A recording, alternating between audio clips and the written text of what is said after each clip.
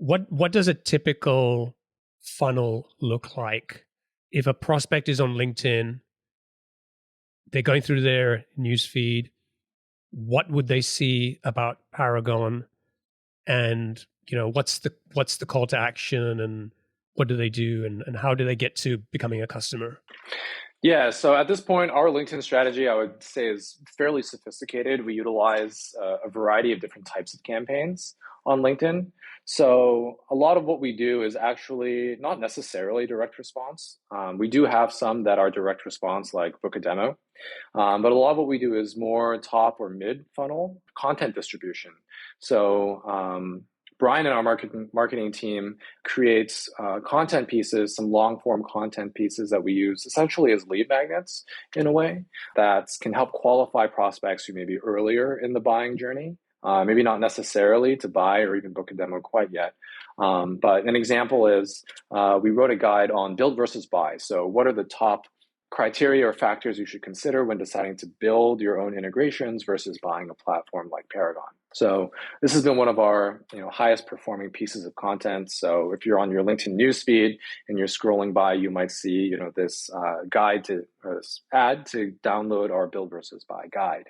And so from our perspective, we see if a prospect clicks on and downloads that piece of content, even if they're not ready to buy today, they're at least probably thinking about this problem, right? There's some qualification there, right? And so we can use that as a signal, to further focus on certain prospects or certain audiences.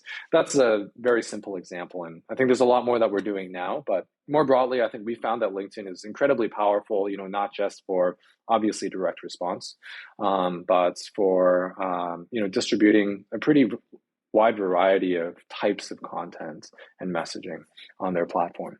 I would say earlier on, you talked about, kind of the price and the cost of LinkedIn. I would say, certainly LinkedIn is more expensive than some other ad channels.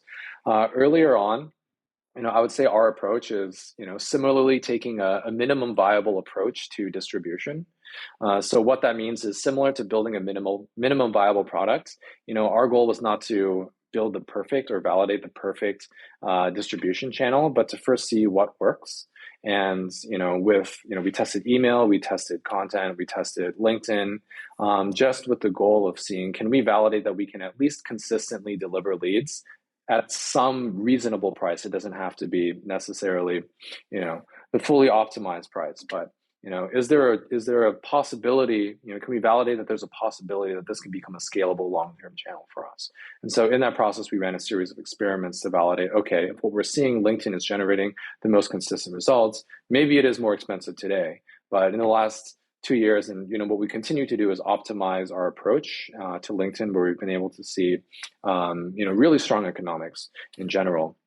From LinkedIn, and it's an ongoing process of iteration, similar to how I would think we approach product development, and it's one that we continue to this day with our distribution strategy as well.